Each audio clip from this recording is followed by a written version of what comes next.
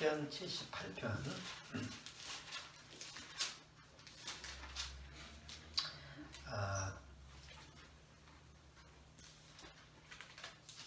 자, 시편 78편 꼭 한번 미리 읽어보셨으면 됐고, 또 안 읽어보셨으면 꼭 한번 읽어보시기 바랍니다.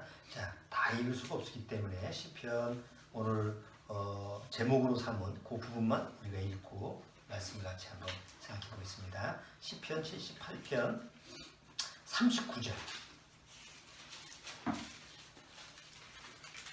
자, 시편 78편 39절.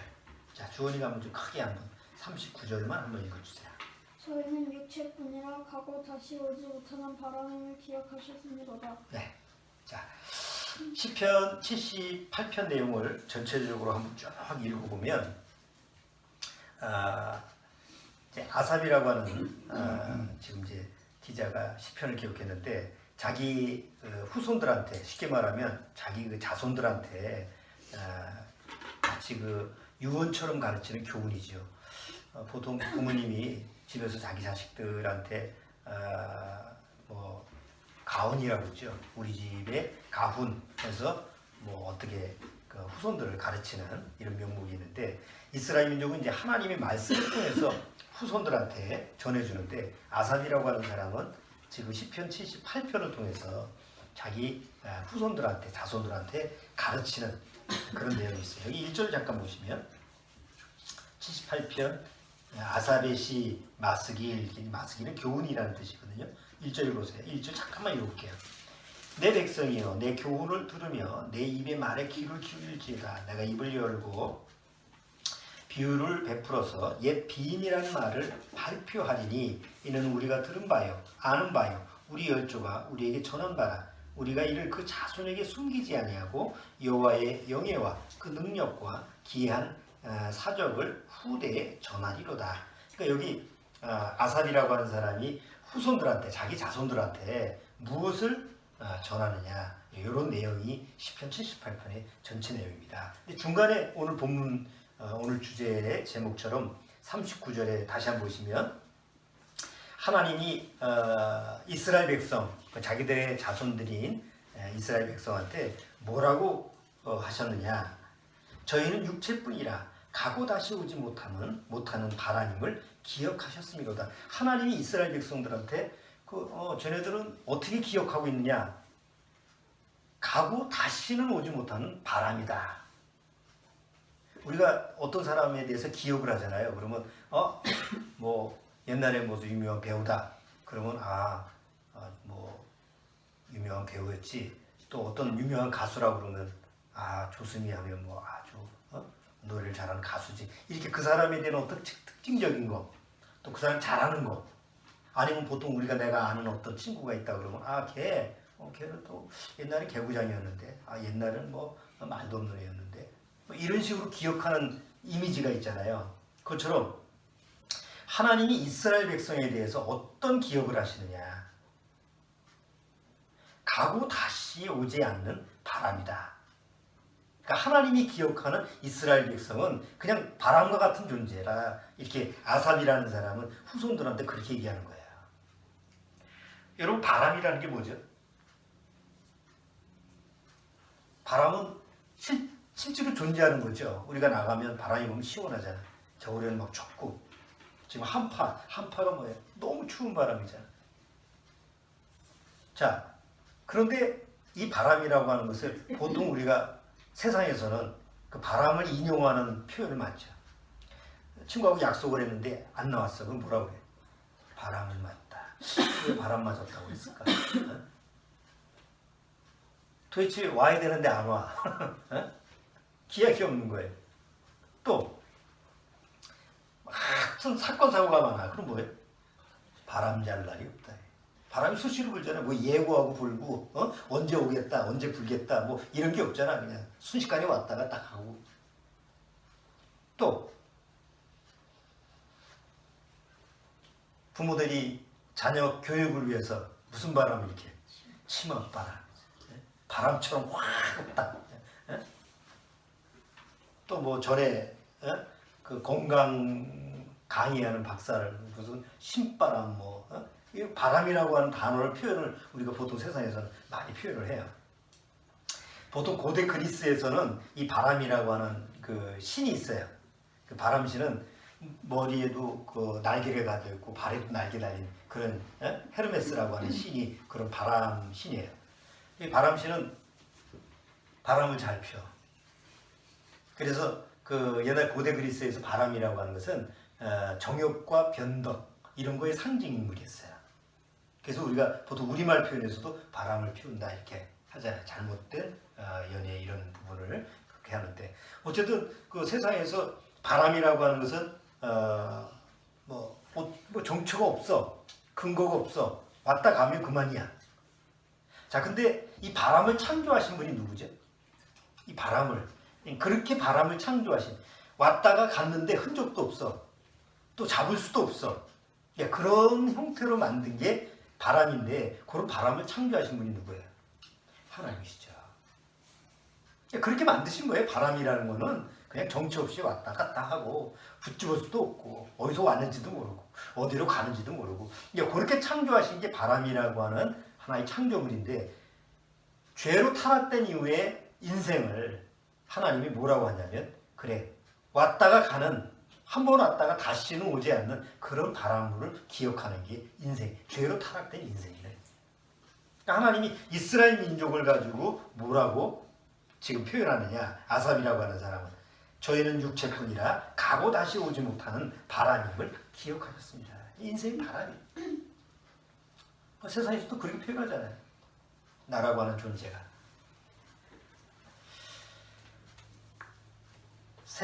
인생이라고 하는 것에 대해서 보통 세상은 굉장히 좀 추상적으로 많이 표현하죠.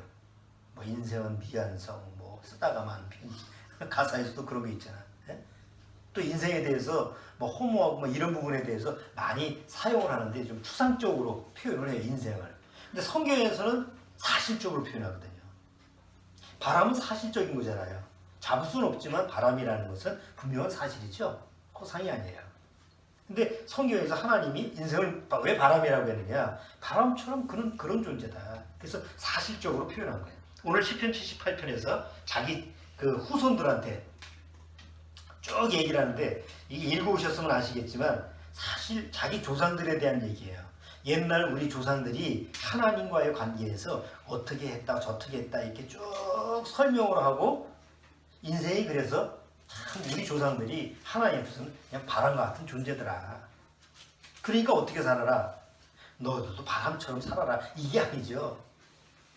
너희들 조상들이 하나님 앞에서 이러이러한 존재였는데 너희들은 그렇게 살지 말아라. 이렇게 이제 표현을 하는 거예요. 자, 우리가 여기서 이런 걸 좀 알고 있어야 돼요.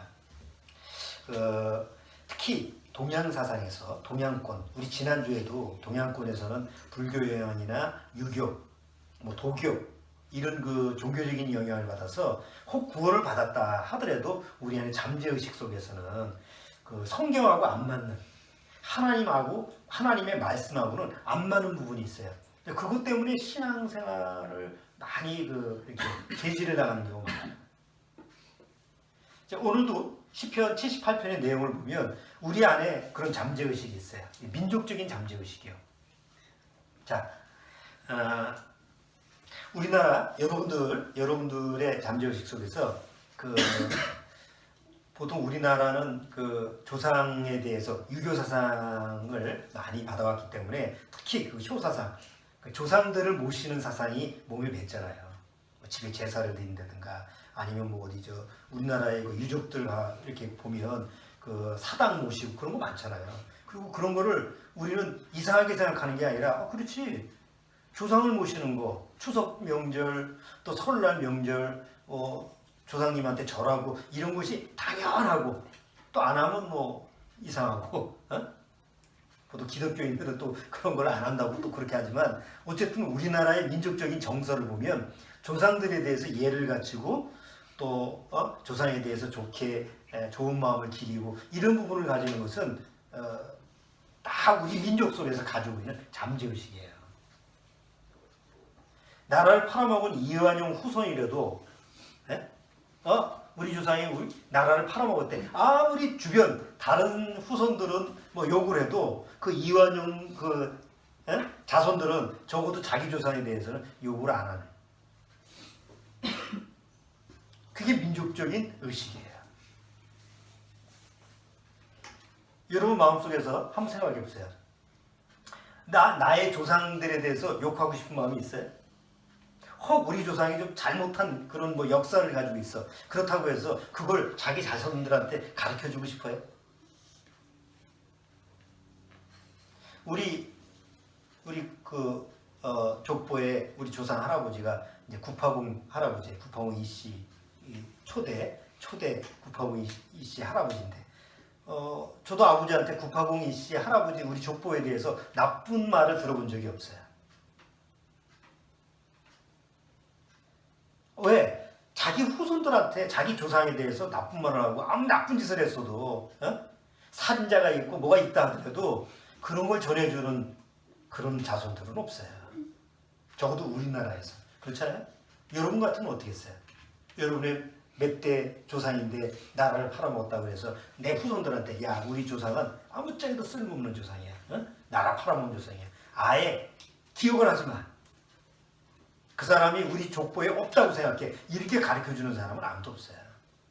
차라리 얘기를 안 하고 그냥 좋은 사람만, 뭐 우리 이씨 가문에 이 사람은 벼슬을 하고 이 사람은 뭘 하고 뭐 거기에는 살인자도 있고 뭐 범법자 있어, 그 사람 다 빼버리고 좋은 것만 얘기하는 게 사실 우리가 가지고 있는 민족적인 정서예요.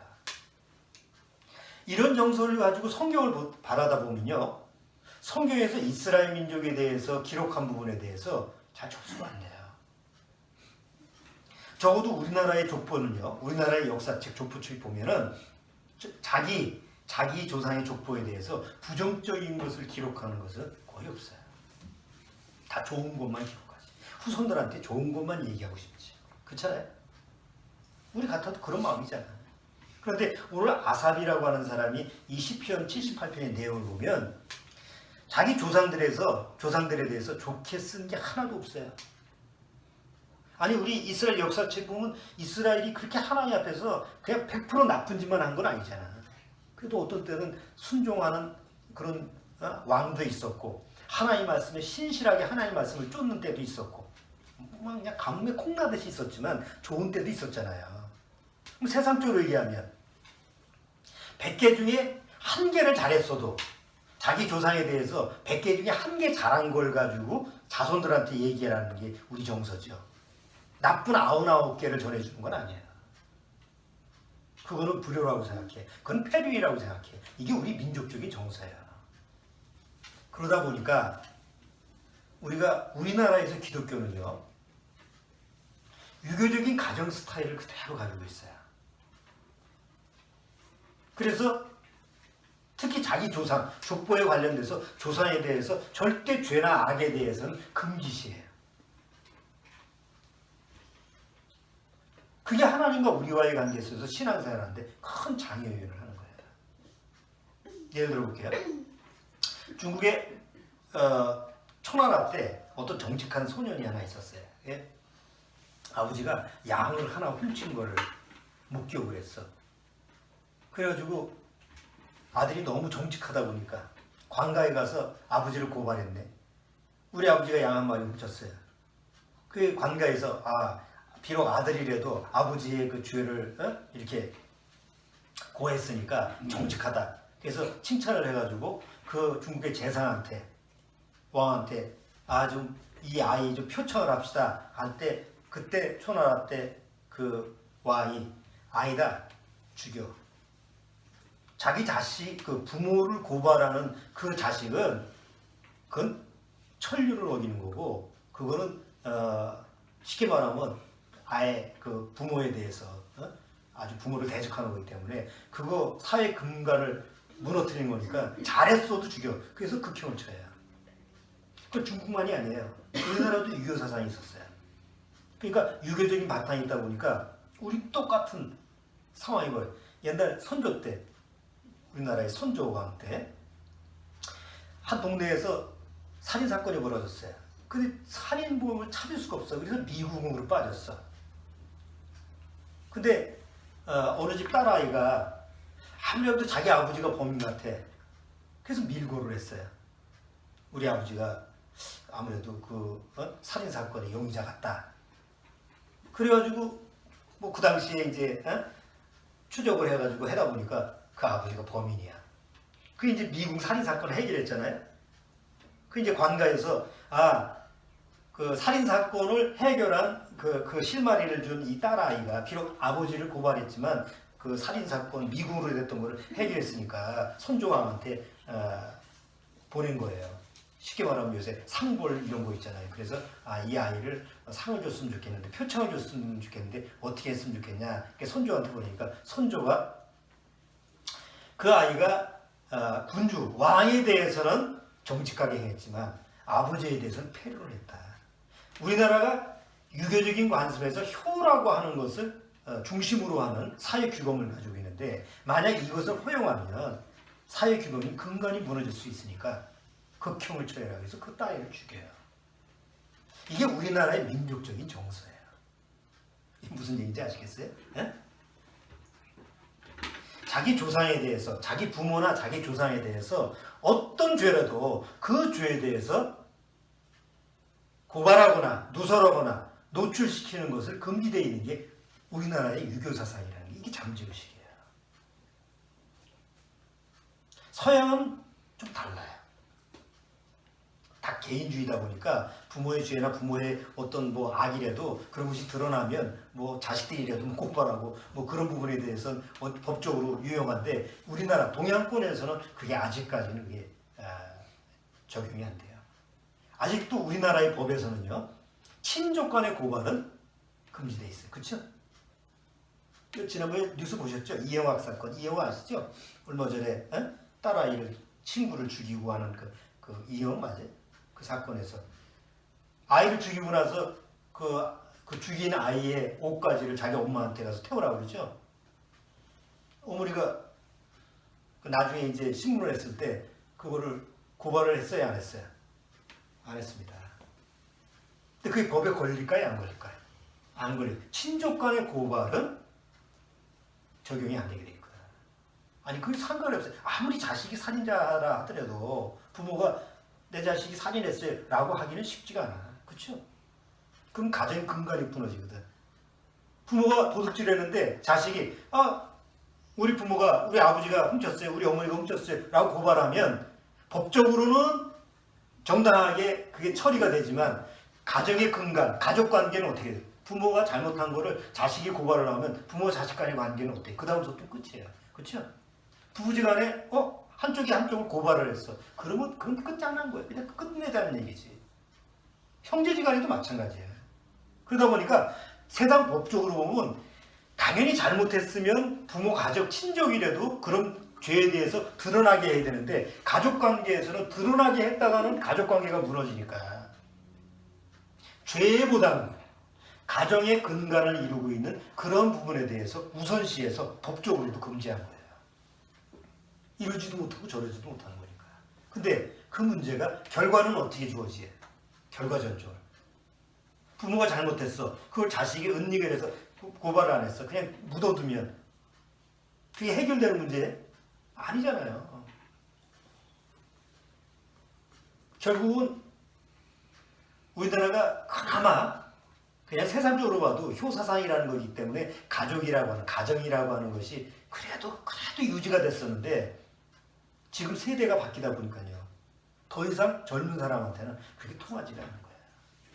옛날에는 부모가 잘못해도 그래, 우리나라 사상에서는 부모가 잘못해도 그거는 다 묵인해야 돼, 은닉해야 돼, 이게 통용되는 시대가 몇십 년 전에 있었지만 지금은 택도 안 되는 얘기죠. 잘 한번 생각해 보세요. 옛날에는요, 자기 집에 애가 나를 안 들어서 부모가 두들겨 팼어. 끌려갑니까? 옛날 시대.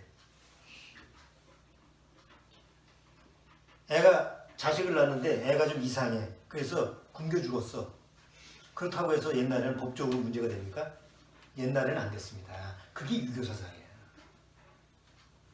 절대적인 우위가 부모예요. 부모의 절대적인 권위를 일단 법적으로 딱 적용했어. 그래서 가족이라고 하는 것을 지키게끔 했어요. 이게 유교 사상이에요. 그런데 거기서 무슨 문제가 생기느냐? 부모가 자식을 소유물로 생각하게 되는 거야. 그 사상이. 서양 사상은 그게 아니잖아요. 아무리 부모라도 자식은 하나님 거다.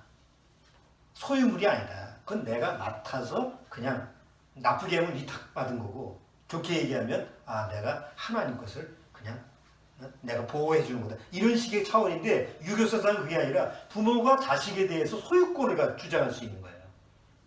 죽여도 그만이야. 옛날 시대는 부모가 자식을 죽인다고 해서 법적인 문제가 되질 않아요. 부부지간에도 마찬가지야. 뭐 옛날에는 그렇죠. 부부싸움에서 옆에서 경찰관이 오는 게 아니잖아. 요즘은 어때요? 부모가 자식을 회초리를 때려도 옆집에서 고발을 하면 경찰관이 와. 서양 사상에서 서구식 사회에서 그런 문화는 자연스럽지만 이 유교식 문화에서 지금 이렇게 바뀐 문화에서는요 받아들이지 못하는 거예요. 예를 들어서 우리 장로님 세대에는 못 받아들여. 근데 젊은 세대는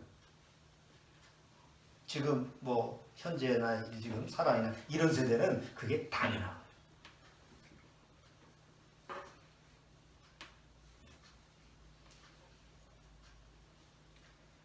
자,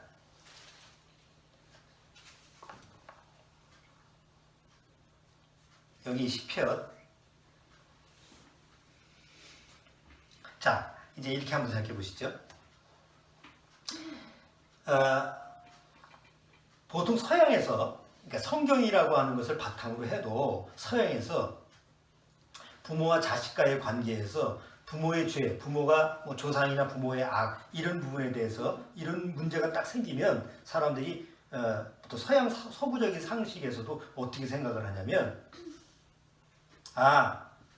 부모의 죄가 부모의 악이 결과를 우리한테까지도 이렇게 죄의 어떤 그 결과를 낳게 하는구나. 피해를 받게 하는구나. 이런 식으로 생각하는 게 있어요. 근데 이런 생각을 동양권 그 사상에서는 굉장히 강해요. 그러니까 안 되면 다 누구 탓이에요? 보통 우리말에. 안 되면 다 조상 탓이고 안 되면 다 부모 탓이죠? 이게 잠재의식으로 가지고 있는 거예요. 그런데 성경에서는 그 자체를 전혀 부인하죠. 성경에서는 각자 자기 죄는 하나님 앞에서 자기 죄예요. 그 부모는 부모의 죄가 자식한테 뭐 옮겨져 가고 또 뭐 자식의 죄를 또 부모가 또 책임지고 이런 게 없어. 성경에서는 각자 자기의 죄는 자기가 감당을 해야 돼. 이게 성경에서 말씀해 주는 거예요. 그렇죠? 좋은 예가 에스겔서 18장 한번 볼까요? 에스겔서 18장.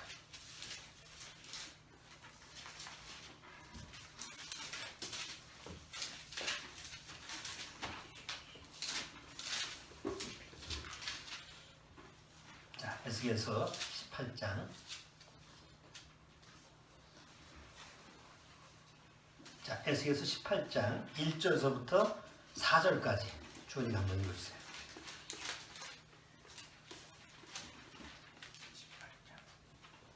자, 에스겔서 18장 1절서부터 4절까지.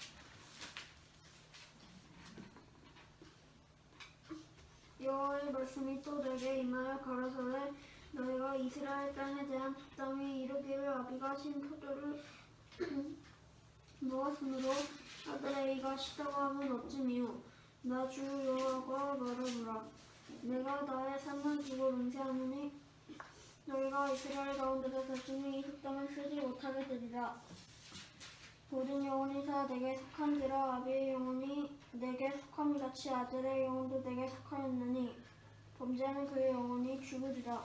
자, 잘 보세요.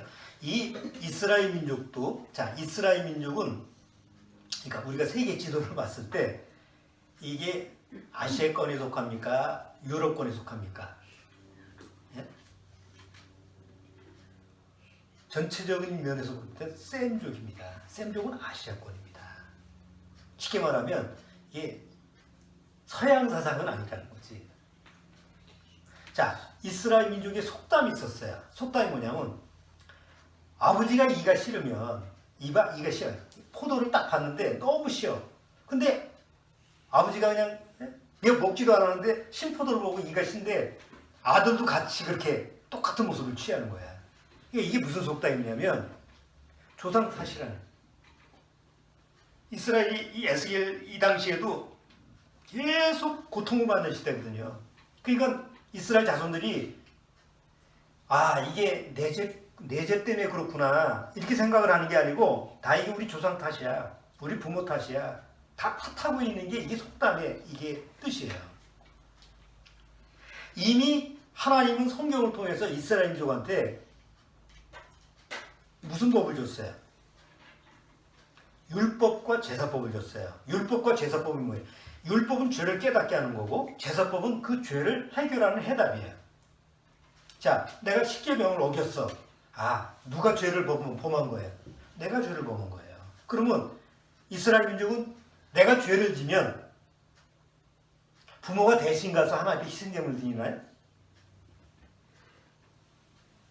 부모가 죄를 지면 자식이 대신 가서 희생제물을 드려요? 대신 희생제물을 드리는 게 없죠. 이스라엘 민족의 그 죄를 지면 어떻게 해결하느냐라는 제사법은 내가 죄를 지면 내가 희생제물을 가지고 하나님 앞에 나가야 돼요. 하나님은 그것을 통해서 무엇을 깨닫게 하느냐면 각자 하나님 앞에서 개인적인 죄인이지. 부모 죄 때문에 내가 죄인 되고 내 죄 때문에 부모가 죄인 되고 남편 죄 때문에 아내가, 그러니까 각자 다른 사람의 죄 때문에 내가 죄인이 되는 법이 없어요, 성경에서는. 그런데 성경이 아닌 세상 법에서는 참 뭐라 그래요? 어떻게 생각해? 내 죄는 이스라엘 백성처럼 내 죄는 인정을 하지 않고 계속 다른 사람의 죄 때문에 내가 그 죄의 영향을 받는다고 생각하는 거예요. 이게 그냥 뿌리 박혀 있는. 그래서 하나님 앞에서 절대로 자기 죄가 시인이 안 되는 거예요. 우리나라의 대다수 크리스찬들이 그런 거예요. 다 하나님 앞에서 죄인이라고 하지만 마음 깊은 곳에서는 어떤 마음이 있냐면 아니야, 이 죄는 내한테는 책임이 없어. 이건 다 조상 탓이야. 이건 다 부모 탓이야. 이 환경 탓이야. 그러니까 다 탓으로 돌리다 보니까 진짜 하나님 앞에서 내가 내 죄에 대한 희생제물을 드려야 되는데 드리지 못하는 거예요. 나는 내 죄가 없다고 생각하니까. 근데 하나님은 그 죄에 대해서 희생제물을 드리는데 그 희생제물이 누구의 모형이에요? 예수님의 모형이잖아요. 앞으로 오실 예수님. 그러니까 앞으로 오실 예수님이 희생제물의 모형인데 내가 내 죄를 하나님께 시인을 해야지 희생제물을 드리게 되지. 희생제물이 필요한 거지. 내 죄를 시인하지 않으면 절대로 희생제물이 필요 없거든. 그러니까 이스라엘 민족이 그 당시에 율법도 있고 제사법이 있음에도 불구하고 이스라엘 사람들의 대다수 마음속에서는 항상 어떤 마음이냐? 난 죄인이 아니야. 난 하나님 없어. 죄 없어. 자기 죄에 대해서 시인을 하지 못하는 이런 마음 상태를 가지고 있는 거예요. 자, 그게 이스라엘 민족의 조상들의 모습이에요. 근데 오늘 아삽은 시편 78편에서 자기 조상들이 그런 하나님 앞에서의 그런 문제를 그대로 시인하는 거예요. 너도 한번 생각해봐라. 우리 조상들이 하나님 앞에서 어땠냐? 애굽에서 종살이할 때 하나님이 우리 조상들을 정말 잊어버릴 수 없는 그런 기적을 행해서 거기를 건져냈다. 그래도 우리 조상들은 신기하게도 그걸 잊어버리더라. 내용이 그래. 홍해를 건넜어. 여러분 생각해 보세요. 바다를 건너서 바다가 갈라지고 건너는 걸 어떻게 잊어버릴 수 있냐고. 근데 우리 조상들은 그걸 잊어버렸어. 그리고 고작 광야에 나가서 고작 기억하는 게 뭐냐. 옛날 애굽에서 살았을 때 주워 먹었고 얻어 먹었던 부추, 마늘, 다 풀떼기야. 그것도 고기도 아니야. 산의 지미 같은 진짜 왕국에서 먹는 그런 음식을 기억했으면 그래, 옛날에 참 그렇게 찬란하게 살았구나 이렇게 생각하지. 고작 광야에서 하나님을 대적하면서 기억했던 것이 애굽에서 어떤 기적을 해서 하나님은 우리를 건져내셨지? 홍해를 어떻게 건너게 하셨지? 쓴물을 어떻게 단물로 바꿔줬지? 하늘에서 어떻게 매일 새벽처럼 만나가 내리지? 고기 먹고 싶다고 그러는데 갑자기 메추라기가 와서 그냥 그런 하나님이 이스라엘 백성한테 행하신 그 모든 기적, 생생한 그런 하나님의 역사에 대해서는 아무것도 기억이 안 나요. 신기할 정도로. 고작 기억나는 것은 아주 유치한 것. 그거를 지금 시편 지금 오늘 78편에서 얘기하는 거예요. 우리 조상들이 얼마나 이렇게 형편없고, 우리 조상들이 얼마나 하나님을 불순종하고, 우리 조상들이 얼마나 하나님 앞에서 악행을 했는지. 이게 성경이에요. 근데 세상은 절대 이렇지 않습니다. 아까도 얘기했죠. 자기 조상들에 대해서 절대 나쁜 말을 하지 않습니다. 절대 자기 부모에 대해서 부정적인 말을 하지 않습니다. 왜? 그렇게 배워왔으니까. 그러나 문제는 그런 상황에서 절대 하나님 앞에서 자기 개인의 죄를 시인할 수 있는 시간이 안 주어진다는 거예요.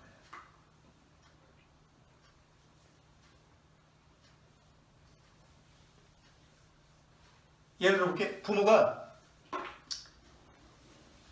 정말 세상적으로 나빠. 근데 우리나라의 유교 사상에서는 부모가 나빠도 부모를 나쁘다고 할 수가 없어. 그건 불효니까. 부모를 나쁘다고 하고 부모를 대적하고 그러면 폐륜이니까. 그래서 자식들이 부모에 대해서 그 죄에 대해서 인정을 하지 않고 시인하지 않고 묵인해요. 그러면 그 죄를 어떻게 해결할 방법이 있냐고. 없잖아요. 나중에 부모가 돌아가시면서 어쩔 수 없이 이젠 죽음을 앞두고 내가 잘못했다. 다 용서해라.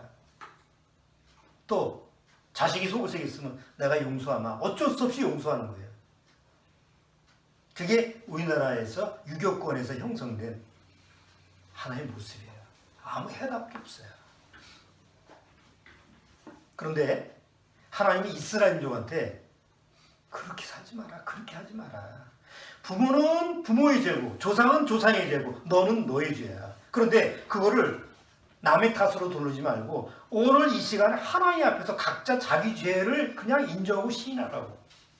그게 율법과 제사법이에요. 누구든지 내가 부모든 자식이든 관계없이 하나님과 나와의 관계 속에서 나는 하나님 앞에서 죄인입니다. 그 죄를 그대로 인정하고 돌이키고 그러면 이 죄에 대해서 하나님이 희생제물을 드리라고 했으니까 내가 양을 드려야지. 이거는 양이 나 대신 죽는 거니까 하나님께서 내 죄에 대해서 희생제물을 드려야지. 이렇게 하면 어떻게 돼요? 죄의 문제는 해결이 되게 돼 있어요. 근데 우리나라는 그런 죄에 대한 해결점이 없어요. 이게 유교 사상이라는 거예요. 항상 기준이 뭐냐? 유교 사상의 기준이 도덕이에요. 그래서 우리나라가 가능성이 많은 나라인데도 불구하고 그 유교 사상이라는 흔적 때문에 전진되기가 좀 어려워요. 어떤 사람이 사설을 하나 썼어요. 나도 공감이 가더라고. 아직도 우리나라 사람 잠재의식 속에서 유교 사상이라고 하는 게 이제 부정적으로 남아요. 유교 사상 자체가 나쁘다는 게 아니에요.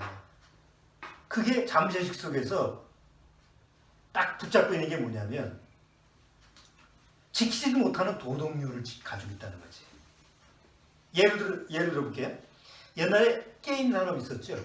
우리나라에 게임 산업이 막 육성되고 막 이렇게 게임을 하려고 할 때 그게 우리나라가 게임 산업이 막 발전되려고 할 때 전 세계적으로 게임이라고 하는 것이 이 지금 인터넷 게임이라고 하는 게 시작점이래요.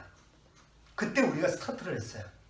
그때 우리나라에서 뭐라고 했느냐면 아니다. 이 게임 산업을 빨리 발전시켰다가는 우리 청소년들이 다 망한다. 그래서 청소년 금지, 청소년들이 게임을 못하게끔 금지하는 그런 법안을 만들어가지고 그 게임 산업에 대해서 아예 위축을 시켜버렸어. 그러니까 한참 지금은 게임이라고 하는 게 엄청나잖아요, 지금. 지금 뭐 청소년들 금지하고 이런 것도 없어 사실은. 그러니까 초창기에 우리나라 사람들이 사고방식, 우리나라의 그 위정, 정치하는 사람의 위정자들이 대개 공통적으로 우리 나이 때일 거 아니야. 유교적인 사고방식을 가지고 있어서 이건 도덕적으로 우리나라의 근간을 좀 흔들 수 있어, 청소년들이. 그러다 보니까 다 법안으로 해서 금지를 시킨 거야. 그러니까 산업은 그 게임 산업이 발전돼야 될 그 시기에 우리는 딱 막아버리고 그 시대에 이제 일본과 중국 다른 나라에 대해서는 그거를 박차고 나간 거지. 지금은 우선순위에서 밀려가요. 요새 가상화폐 때문에 난리죠. 다른 나라에서는 가상화폐 때문에 난리가 되는 게 아니라 그걸 어떻게 효율적으로 할 것이냐. 막을 방법이 없으니까. 그런데 우리나라는 그런 문제만 나오면 뭐예요? 뜨거라. 이거 젊은 사람들 다 망하게 했다. 그래서 뭐 없애느니 난리를 쳐요. 이건 내 얘기가 아니고 사설 얘기야. 그래서 그 사람의 얘기가 뭐냐면 아직도 우리나라의 사람들이 여전히 마음속에서 가지고 있는 게 지키지도 못하는 도덕률을 가지고 딱 잣대로 만들어서 그거 가지고 재고 안 돼서 항상 발전이 늦다. 난 공감을 해요. 왜? 그건 우리나라의 민족적 정서니까. 근데 오늘 제가 얘기하고 싶은 것은 성경을 통해서 우리가 구원받았음에서도 불구하고 성경을 제대로 못 보는 이유가 여전히 우리 안에 가지고 있는 그런 잠재의식이라는 거죠. 그렇죠? 아직도 우리나라에서는 여전히 자기 조상들에 대해서 조상들이 잘못한 거에 대해서 사실적으로 표현하고 부모가 잘못한 거에 대해서 사실적으로 인정하는 거에 대해서 다 부정적으로 생각해요. 그건 불효라고 생각해요. 그래서 다 죄를 은닉해. 그리고 죄에 대해서 합리화시키게끔 만들어줘. 그러나 그 결과는 나중에 가면 그 결과가 어떤 결과를 초래하느냐. 죄의 결과는 뭐예요? 사망이에요. 아무것도 아니에요. 그 해결할 수 있는 방법은 성경을 통해서 하나님이 주신 방법이잖아. 어떤 방법이냐? 부모든 조상이든 자식이든 형제든 부부든 관계없어. 다 각자 하나님 앞에서 남의 죄를 가지고 따지고 자고 그런 쓸데없는 일 하지 말고 각자 하나님 앞에서 내 죄를 가지고 시인하면 되는 거야. 부부간에 문제가 생겼어요. 니 탓 나 탓하면 그거는 헤어지자는 얘기지. 그렇잖아? 해결 방법이 없는 거예요. 그러나 그래. 어쨌든 누구 탓으로 하지 말고 하나님과 나와의 관계 속에서 이거는 내 문제다. 그래서 하나님 앞에 내 죄를 시인하게 되면 하나님 앞에서 화목제라는 게 있잖아. 그 죄에 대한 해결 방법이기 때문에 금방 풀어지게 돼요. 부모 자식 간의 문제도 마찬가지야. 우리나라의 유교적인 방식에서 부모가 아무리 잘못해도 자식은 무조건 복종해야 된다. 이거는 이미 끝난 얘기예요. 이거는 옛날 조선시대나 통용되는 얘기지. 지금은 그게 아니고 적어도 하나님 앞에서 내가 하나님 앞에서 이런 죄인이구나, 이런 죄를 그냥 시인하다 보면 어느 날 화목할 수 있는 방법이 주어지는 거예요. 그 방법 말고 다른 방법이 없어.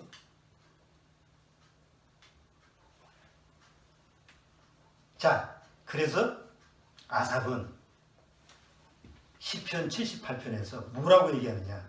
우리 조상들이 잘한 것이 쭉 이러는데 이런 거를 본받으라고 하지 않고 우리 조상들이 하나님 앞에서 하나님을 패역하고 불순종하고 이렇게 악하게 살았는데 하나님이 그 결과 우리 조상들을 어떻게 심판했느냐, 이런 걸 쭉 사실대로, 역사를 그냥 사실대로 얘기한 거예요. 그리고 자기 후손들한테 우리 조상이 살았던 삶의 방식처럼 어떻게 살지 마라. 이게 진짜 역사를 가르치는 거예요.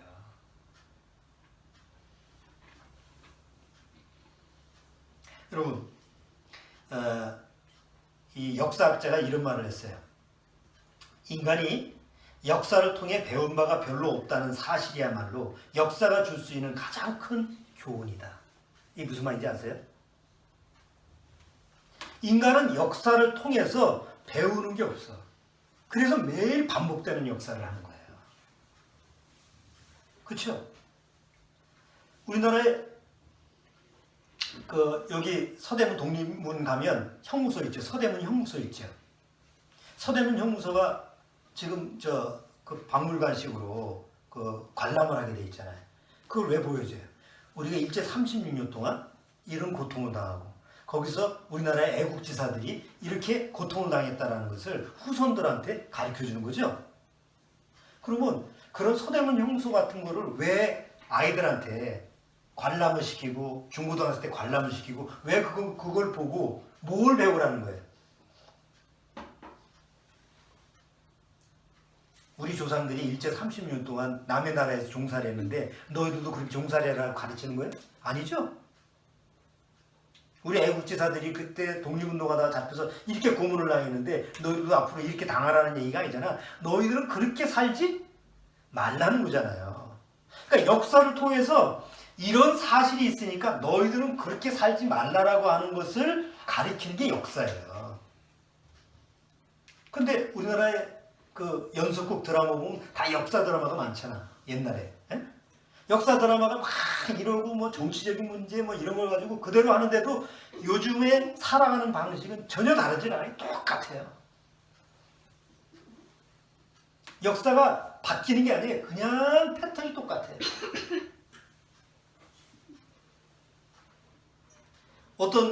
어떤 역사학자는 이렇게 했어요. 과거를 기억하지 못하는 자들은 과거를 되풀이할 운명에 처한다. 자기 과거의 삶을 기억하는데 자기의 내가 과거에 어떻게 경험을 했지? 어떻게 살았지? 우리 조상들이 어떻게 살았지? 라는 걸 기억하지 못하는 사람들은 결국 그걸 계속 되풀이하는 운명에 처하는 거예요. 잘 한번 생각해 보세요. 여러분 자식한테 야 나처럼 살아라 라고 얘기하시겠어요? 나처럼은 살지 마라. 나보다는 좀 더 잘 살아라. 이렇게 얘기하고 싶어요. 여러분은 어떻게 얘기하고 싶습니까? 대다수 부모가 자기 자식한테 나처럼 살아라고 하는 부모가 그렇게 찾기 쉽지 않아요. 뭐 대통령, 장관 뭐 이런 사람들이라고 해서 야 내가 장관 했으니까 너도 장관해. 이런 사람 없어요.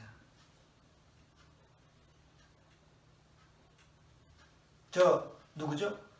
우리나라의 그 운동선수 있잖아요. 운동선수 지난번에 누군가 이봉준가 또 누구 유명한 운동선수. 왜 자식들은 운동 안 시켜요? 아휴, 애들은 나처럼 살면 안 돼. 그 사람이 세상적으로 성공했을지 모르지만 자기 자식에 대해서는 자기가 살았던 길을 이렇게 걷고 싶게 하진 않아. 그게 대부분의 부모 마음이에요. 그렇잖아요? 나 같아도 그렇잖아요. 자식한테 그래 나처럼 살지 마라. 이게 보통 부모들의 마음이에요.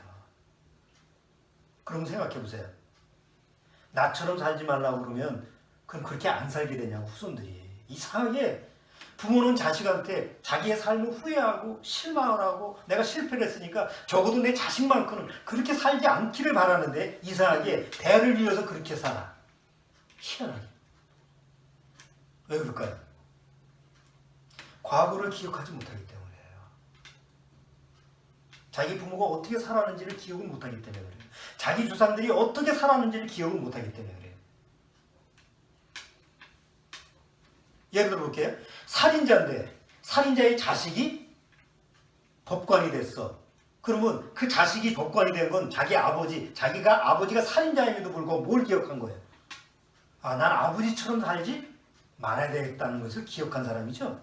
그래서 비록 아버지는 살인자고 세상에서는 정말 범법자지만 그 자식은 아버지를 교훈을 삼은 거예요. 내가 아버지처럼 살면 안 되지. 저렇게 비참하게 살면 안 되지. 저렇게 부정적으로 살면 안 되지. 내가 아버지의 삶을 기억하고 나는 전혀 새로운 삶을 살아야 되겠다. 그래서 법관이 됐어요. 실제로.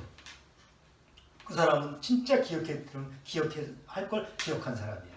그런데 부모가 살인자인데 자식도 살인자가 됐어. 뭘 기억을 못하는 거예요? 자기 조상들의 삶을, 자기 아버지의 삶을 기억 못하는 거 아니에요? 똑같아요. 이스라엘 민족이 성경을 보면 계속 똑같은 역사. 아버지 때 살았던 방식. 아버지가 불순종했으면 자식도 불순종하고 자식이 불순종하면 그 다음 세대가 불순종. 계속해서 불순종의 역사가 이스라엘 역사예요. 그들이 기억하지 못하는 게 뭐예요? 하나예요. 자기 조상들의 죄예요. 자기 부모의 죄를 기억하지 못하기 때문에 똑같이 그 죄의 구렁텅이에서 사는 거예요. 그래서 성경은 뭘 얘기하느냐? 끊어버리라. 조상의 죄에 대해서 그게 끊어져야 돼. 나한테까지 내려오지 않도록 끊어야 돼. 부모의 죄가 나한테까지 내려오지 않도록 끊어야 돼. 내 죄가 내 자식들한테 가지 않게 여기서 끊어야 된다고. 그럼 끊는 방법은 뭐예요? 하나님 앞에서 자기 죄를 사실대로 시인하는 거예요. 그 방법 말고는 없어요. 이게 성경에서 말씀하신 거기 때문에 우리나라에서 진짜 복음을 전하기가 힘든 게 그거예요. 우리나라처럼 유교 사상이 그냥 지금 우리 아이들한테도 잠재의식에 딱 갇혀 있으면 아무리 성경을 가지고 구원을 얘기해도 여전히 그래 죄에 대해서는 그냥 노출시키면 안 돼. 죄는 그냥 숨기는 거야. 죄는 그냥 뭔가 보잘것 싸놔야 돼. 이런 식으로 그냥 덮어놓고 가다 보니까 결국 자손들도 똑같은 죄의 구렁텅이에서 똑같이 그렇게 살고 그렇게 사는 거야.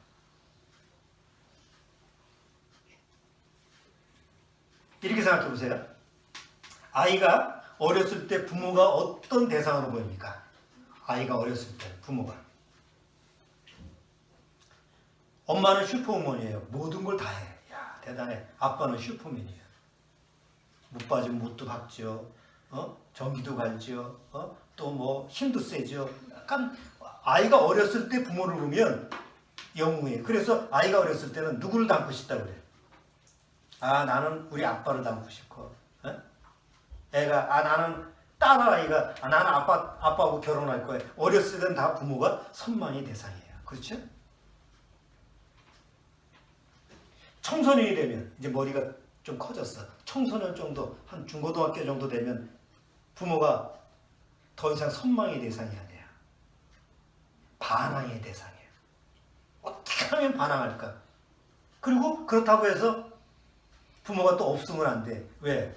내가 먹고 살아야 되니까. 학교도 가야 되니까. 그래서 부모가 필요악이 된 거야. 청소년 때. 청년 정도 되면 부모가 청년 정도 되면 어떻게 될까요? 부모가 무시 대상이 됩니다. 없는 존재. 그렇죠? 아니 우리나라의 가정을 지금 가정의 대표적인 모습을 보세요. 젊은 애들이 자기 부모에 대해서 어떻게 생각해? 무시 대상이야. 좀 나쁘게 하면 혐오 대상이 돼. 그러다 어느 날 자기가 아버지가 되고 자기가 어머니가 되면 중년이 되면 부모는 이미 늙었어요. 나이가 많아서 늙었어. 옛날같이 뭐 반항 대상도 됐잖아. 무시 대상도 안 돼. 더 이상 혐오 대상이 안 돼. 그냥 연민의 대상이 돼. 딱하고 불쌍하고. 그러다가 부모님이 돌아가시고 내가 노인이 되었을 때 내가 나의 부모에 대해서 생각하는 건 뭐예요? 아니란 기억이에요. 기억도 안 나. 자기 부모에 대해서 기억도 안 나는 게 노인이 됐을 때야. 이게 보통 세상에서 자기 부모나 조상에 대해서 기억할 수 있는 너무 험한 거 아니에요? 어느 날 내 자식이 부모를 생각하는데 단지 그 부모가 그래 인생 살아가면서 참 이제는 나이가 많이 드셔가지고 연로하시구나. 참 딱한 양반이구나. 이런 식의 대상이 되는 것처럼 슬프고 딱한 게 어딨어요. 그런 결과를 가져오게 하는 근본적인 원인이 뭐냐? 죄에 대해서 숨기는 거예요. 죄에 대해서 은닉하는 거예요. 죄에 대해서 무시하고 살았을 때 결국 그런 결과를 초래하는 거예요. 이런 사람들이 부지기수야. 그런데 하나님은 이스라엘 민족이 가정이 해체가 되지 않도록, 이스라엘 민족이 가정이 무너지지 않도록 해결 방법을 줘요. 그렇게 죄를 은닉하고 숨기고 무시하지 말고 늘 하나님 앞에서 자기 죄를 그냥 시인하고 바로바로 해결하라. 그게 희생제물이에요. 구약시대에. 그리고 신약시대에 와서는 예수님이라고. 누구든지 예수 그리스도를 믿고 구원받으면 어떤 죄든지 그게 가족의 문제든 부부간의 문제든 각자 자기 죄를 하나님 앞에서 시인하면 모든 문제의 원인은 죄니까 각자 남의 죄 가지고 따지지 말고 자기 죄를 가지고 하나님 앞에 시인하면 금방 해결이 되게 있는 거예요. 근데 자기 죄는 무시하고 끝까지 남의 죄만 붙들고 있으면 절대로 해결될 수가 없어요. 다른 방법이 없으니까.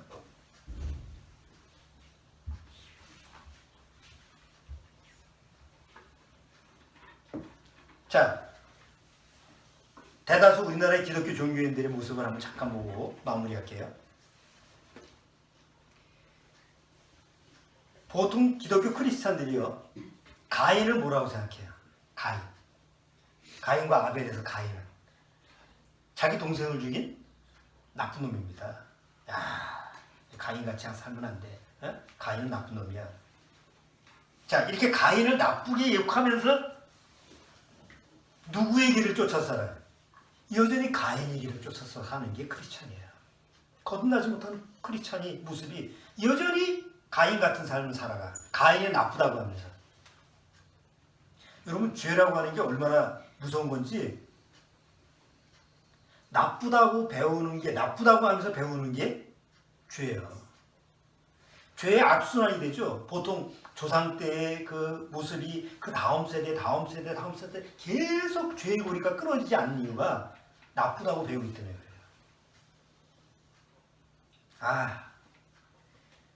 우리 아버지 참 저런 모습 나빠. 근데 어느 날 그 다음 자식 세대가 그 아버지의 항상 어릴 때 아버지가 저렇게 살면 안 되는데 이렇게 하는데 다음 그 자식 세대가 똑같이 그렇게 살게 돼. 자기가 싫어하는 모습대로 나쁘다고 한 걸 배웠기 때문에 그래요. 그냥 우리 시어머니가 그냥 시집살이를 어떻게 시키는지 나는 그렇게 살지 말아야 했는데 다음 건 며느리가 들어오면 똑같이 그렇게 하게 돼. 왜? 나쁘다고 하면서 배웠거든. 그러니까 죄의 고리가 끊어지질 않는 거예요. 이상하게 죄의 고리는 배우는 거예요. 습득을 하는 거예요. 그러니까 우리나라의 유교적인 잠재의식, 이런 습관이 다 몸에 배어있다 보니까 그게 하나님의 말씀을 통해서 딱 해결되지 않으면 자기도 모르는 사이에 다음 세대에 그걸 전염을 시켜. 또 다음 세대에 전염을 시켜. 그렇잖아요? 마음은 내 후손들한테 좋은 걸 남기고 싶은데 실제 내 삶은 좋은 걸 후손들한테 남겨주는 게 아니라 나쁜 그 악을, 죄의 그 모습을 그대로 전염시키는 거예요. 하나님 앞에서 너무 치명적인 거 아니에요? 그런 고리를 끊게 하는 게 교회예요. 그건 절대로 끊어지지 않거든요. 그럼 교회에서는 어떻게 해야 되느냐? 각자 개인의 죄를 하나님 말씀 앞에서 드러나서 시인하게 해야 돼요. 그럼 부모라도 자식이라도 남편이라도 부부라도 관계없어. 그거는 자기가 어떤 조건이냐 어떤 역할이냐 그건 중요하지가 않아. 교회에서는 하나님과 나와의 관계 속에서 내가 하나님께서 어떤 존재냐가 중요한 거지. 부모니까 좀 두둔하고 그건 죄를 두둔하는 거지. 내 아내니까 두둔하고 내 남편이니까 내 자식이니까 보호를 하려고. 그건 교회 속에서는 허용될 수가 없어요. 적어도 하나님의 말씀이 살아있으려면 죄에 대해서는 반드시 드러나게 해야 돼요. 그래야만이 하나님 앞에서 개개인적으로 화목을 이루고 화평을 이루고 그러면서 개인의 화평이 이루어져야만이 화목이 이루어져야만이 서로 화목될 수가 있는 거죠. 근데 우리나라의 교회는 그게 안 되잖아요. 다 죄를 숨기고 죄를 그냥 보자기에다 다 쌓아놓고 들고 다녀. 들고는 다녀. 보자기에 쌓아놓고. 그리고 풀어보라면 절대 풀어주지 않고. 그런 거 죄를 풀어놓으면 그거는 폐륜이야. 그거는 우리나라 효사상이 안 맞아. 또 우리나라의 가족관계에서 안 맞아. 그러다 보니까 서로 죄를 은닉해주고 무시하고. 그러니까 하나님의 말씀이 제대로 효과를 발휘하지 못하는 거 아니에요? 진짜 하나님의 말씀이 제대로 효과를 발휘하려면 그래서는 안 된다는 거죠. 그래서 오늘 아삽이 시편 78편에서 자기 후손들한테, 자손들한테 뭘 얘기하느냐? 우리 조상들이 하나님 앞에 이렇게 패역한 것처럼 그렇게 살지 말자. 우리 조상들이 하나님께 불순종한 것처럼 그렇게 살지 말자. 우리 조상들이 그렇게 하나님 앞에서 대적해서 그렇게 매를 맞고 심판을 받고 그렇게 하나님 앞에서 고통당하는 그런 어리석은 그런 삶을 살지 말자.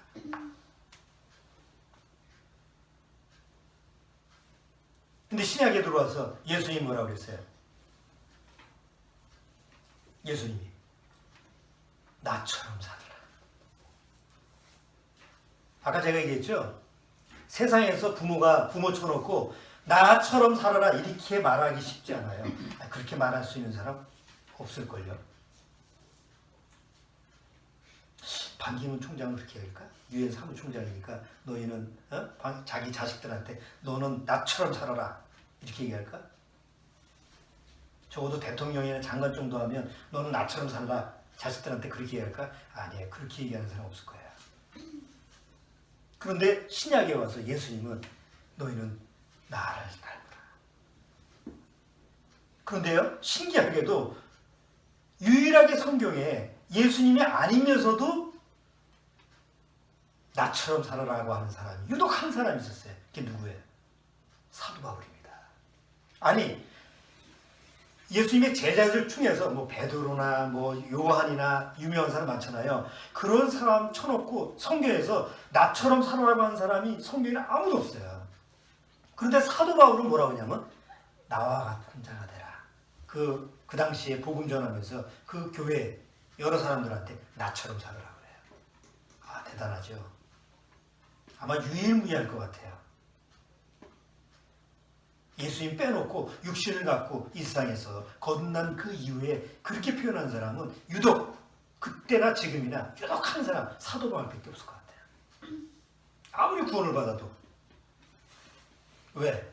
그만큼 하나님 말씀에 자기를 딱 100% 맞춘 사람이거든요. 그 정도 얘기할 사람이에요. 그렇죠? 근데 우리는 그렇게 뭐 애써가지고 될 것도 아니에요. 그렇게까지는 못할 것 같아요. 여러분, 내가 자식한테 야, 너 나처럼 살아라 그러면 자식이 뭐라고 생각해요?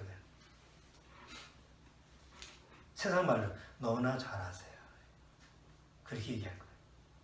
그렇잖아요? 아무리 부모가 자식한테 이래라 저래라고 해도 자식이 요즘 젊은 애들이 생각했을 때는 부모 보고 뭐라고 생각하냐면 너나 잘하세요. 그렇게 본받을 수 있는 대상이 없어요. 그런데요, 부모가 하나님의 말씀에 딱 맞추고 하나님을 경외하고 하나님 말씀에 정말 하나님의 말씀에 순종하는 모습으로 살면 자식한테 나처럼 살아라 이렇게 얘기를 안 해도 자식들이 그 부모를 보고 어떻게 생각하냐면 아, 나도 우리 부모처럼 살아야 되겠구나 라는 마음이 이렇게 우러나야 돼요. 우리는 사도 바울처럼 나처럼 되라라고 하는 말을 못해요.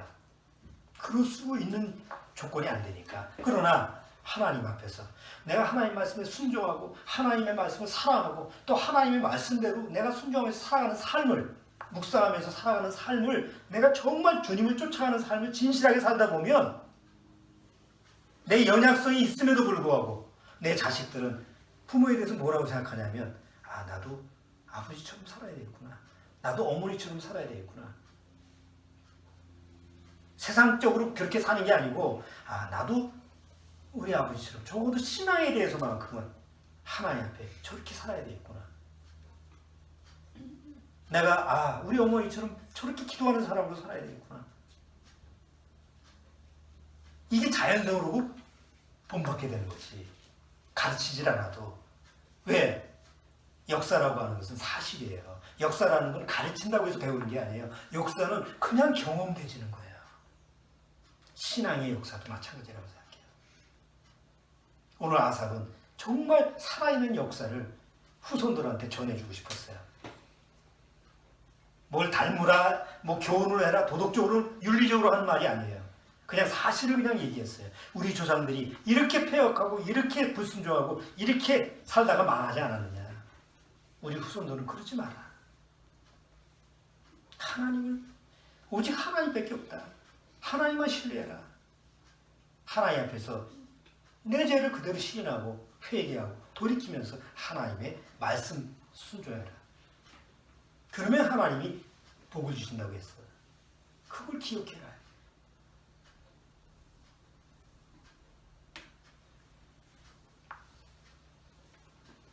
아까 제가 얘기한 것처럼 우리 시편 오늘 78편에 하나님이 우리 인생을 뭐라고 해요?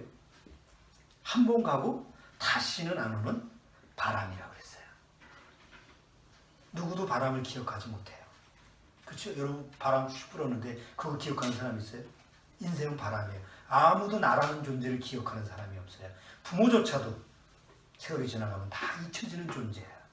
그런데 하나님 앞에서 올바르게 사는 인생은 더 이상 바람이 아니에요.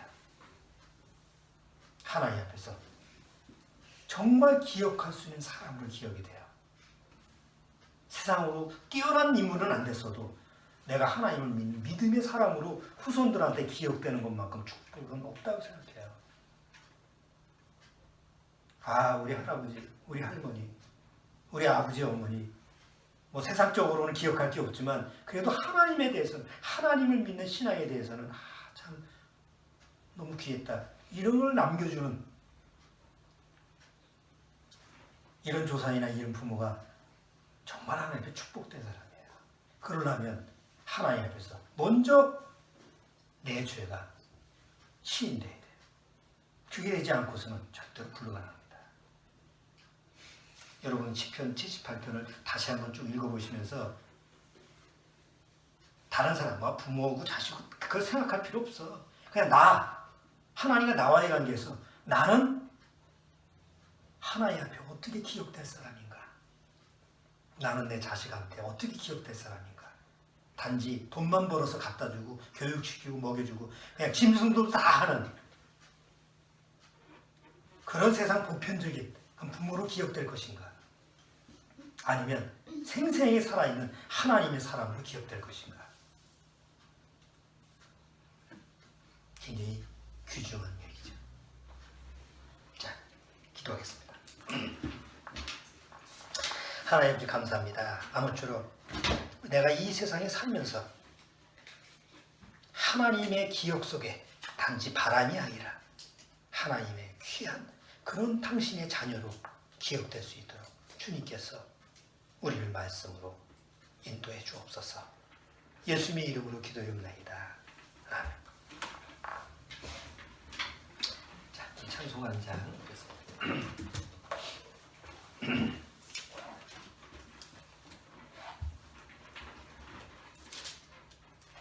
270장 같이 한번 불러보죠.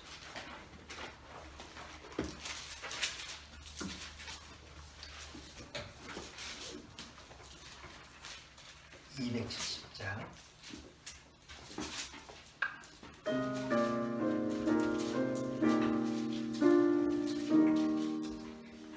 우리가 지금은 나그네 되어도 화려한 천국에 모자라 가리니 이 세상 있을 때 주 예수 위하여 우리가 힘써 일하세. 주 내게 부탁하시니 천사도 음모하겠네. 화목해 하라시 구주의 말